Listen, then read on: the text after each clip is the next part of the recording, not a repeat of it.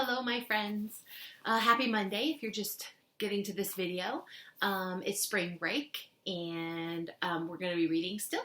So we're going to be reading the Mr. Rogers book and that's all I have. So let's go ahead and start reading Who Was Mr. Rogers? Chapter 6, Welcome to the Neighborhood. When Fred arrived in Canada, he got a surprise. The programming director knew Fred personally. He had seen him talk to children, and he thought Fred was great at it. So he wanted Fred to appear on the show, not just work the puppets off stage. Fred had never performed on camera, but he agreed to try. Here he is. The new show would even be named after him. It was called Mr. Rogers. The program was similar to the Children's Corner with lots of music and a cast of puppets. It was a success, but after about a year, Fred was ready to come home.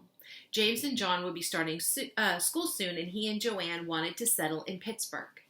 Joanne was busy with their sons, but when she had the time, she played piano concerts and gave lessons.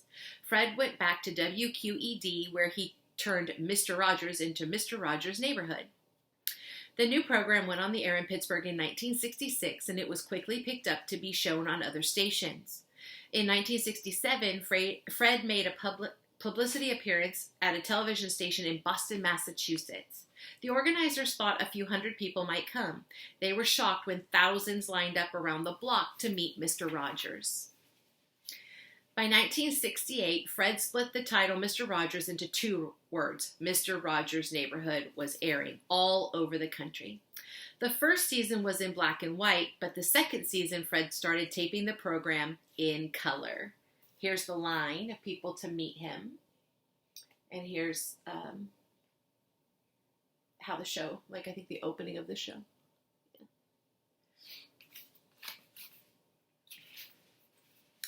Each show began with a song Fred had written himself, Won't You Be My Neighbor? Neighbor, Fred sang. I have always wanted to have a neighbor just like you. Would you be mine? Could you be mine? Won't you be my neighbor? The answer was a big yes. Mr. Rogers' Neighborhood was becoming one of the most popular programs on public television.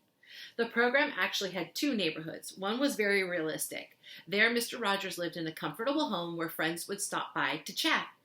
There was also a pretend world, a royal kingdom called the Neighborhood of Make-Believe. The puppets lived there. A red toy trolley traveled between Mr. Rogers' living room and the castle in Make-Believe. When kids heard the trolley bell ring, they knew they were leaving one neighborhood and going to the other. This shows the trolley, and it shows the castle in the Kingdom of Make-Believe. Neighborhood of Make-Believe. Fred paid attention to every detail of the show. He wrote all the episodes and songs himself, letting his personality shine through in different ways. Since he loved jazz, he hired a talented jazz musician, Johnny Costa, to play the music. The red trolley car looked like the one he had ridden in as a child in Pittsburgh. And he invited guests who reflected his own interests, from music to astronomy to the environment. The puppet characters in Make-Believe also reflected parts of Fred's personality and the people closest to him. Daniel Tiger was sweet and gentle. King Friday the 8th liked to be the person in charge. Fred felt that way sometimes too. Lady Elaine Fairchild was named for Fred's sister. She was the mischief maker of Make-Believe and loved to joke around. And Queen Sarah Saturday was a kind and wise person. Everyone knew her character was similar to Fred's wife, Joanne. Occasionally, Joanne and Fred's sons would appear on the show, but mostly Fred made sure his children grew up out of the spotlight. He wanted them to have normal childhoods. Someone once asked Fred's younger son, John, what's it like to have Mr. Rogers for a father? John answered, well, he's the only father I've ever had. For many other children, Fred was also like a father. They felt they could always count on him. And so here's King Friday and Lady Elaine Fairchild, and then up at the top on the other side is Queen Sarah.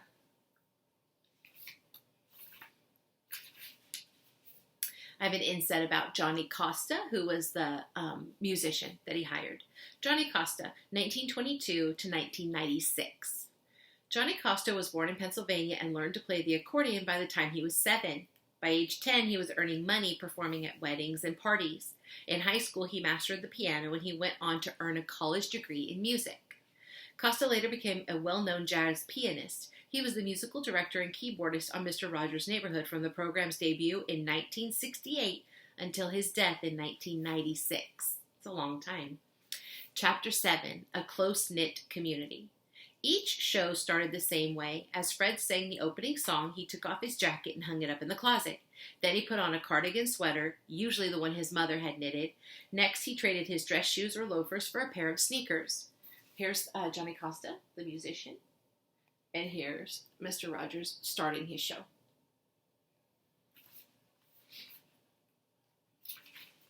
He might talk about caring for a pet, recycling, or sharing. He also talked about things children might worry about.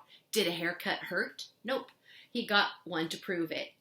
What about a shot in the doctor's office? Yes, but only for a moment. In one famous episode, Fred assured children they could not get sucked down the bathtub drain. They were too big to fit.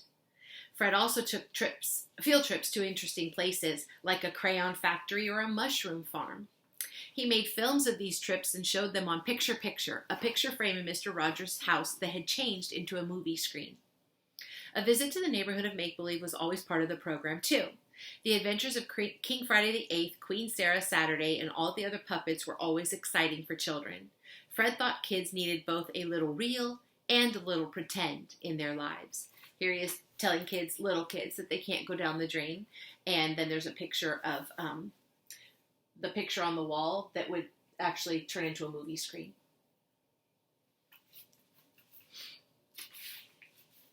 Who lives in the neighborhood? Hundreds of people and puppets appeared on Mr. Rogers' Neighborhood over the years. Some lived in the real world, some stayed in the neighborhood of make-believe, and some traveled back and forth. People. Mr. McFeely, named for Fred's real-life grandfather. Mr. McFeely worked for the Speedy Delivery Service. He brought packages to Mr. Rogers' house. Officer Clemens. In the real neighborhood, Francois Clemens ran a dance studio with his wife. He was a policeman in make-believe. Joe Negri. Mr. Negri owned a music store in the real neighborhood and worked as a handyman in make-believe. Lady Aberlin. Her name's Betty Aberlin. Betty operated a local theater in the real neighborhood. In the neighborhood of make-believe, she became Lady Aberlin, the king's niece. Puppets. King Friday the 8th, the ruler in make-believe, was born on Friday the 13th. He had a good heart, but was terribly bossy. Daniel Striped Tiger, a shy tiger who lived in a clock. Daniel was Fred's very first TV puppet character. Lady Elaine Fairchild. Lady Elaine ran a museum and could be a real troublemaker at times. Henrietta Pussycat. Henrietta was shy but helpful. She could only say a few words in English. She said meow for everything else. Here's a picture of the people that we were talking about. Fred always wanted to do what was best for his young audience. When he asked a question, he paused to let viewers think about the answer. Nothing that happened was very fast or zippy. When he first started doing the show, Fred flipped his shoes in the air as he was changing them. He stopped when he heard kids were copying him and bonking themselves on the head. Children saw the same familiar people and places in each episode. Fred showed them how important it was to have a community of friends and neighbors, but he sometimes introduced kids to a bigger world. One time he invited astronaut Al Worden to appear on the show. Worden had been a crew member on Apollo 15, a mission that went to the moon in 1971. He showed kids how to put on a spacesuit and described what it was like to orbit the moon. Here he is with the astronaut.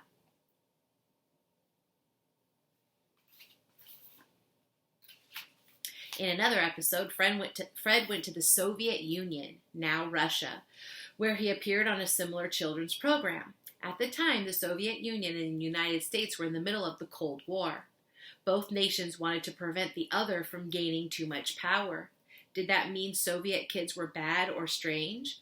Turns out they weren't. They were a lot like children in the United States. Fred wanted children to look up to him as a reliable adult. He was always friendly but never too casual. At the end of each program, Mr. Rogers sang again. It's such a good feeling to know you're alive. It's such a happy feeling you're growing inside. The message was the same when his grandfather had told him years before. You are special. Fred believed that with all his heart, and the children who watched his show believed it too. Here's a newspaper article about him going to Russia, and here's kids watching his show.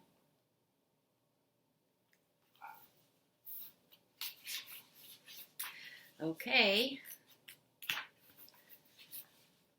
so we'll read more tomorrow. And I am working on the Lego that I showed you before, the Hogwarts. So we've been working on that. It's getting to be pretty good. It takes a long time, but I will be making a video of it to show you what we have so far so you can see our progress so far. Doing well. Everybody here is doing well. I hope you guys are doing well at home. And send me an email or a message and let me know what's happening with you guys, because I haven't talked to you since Friday. So let me know if there's anything exciting going on in your life, or add to your diary journal so that I can see what's happening. All right. Miss you all. Bye.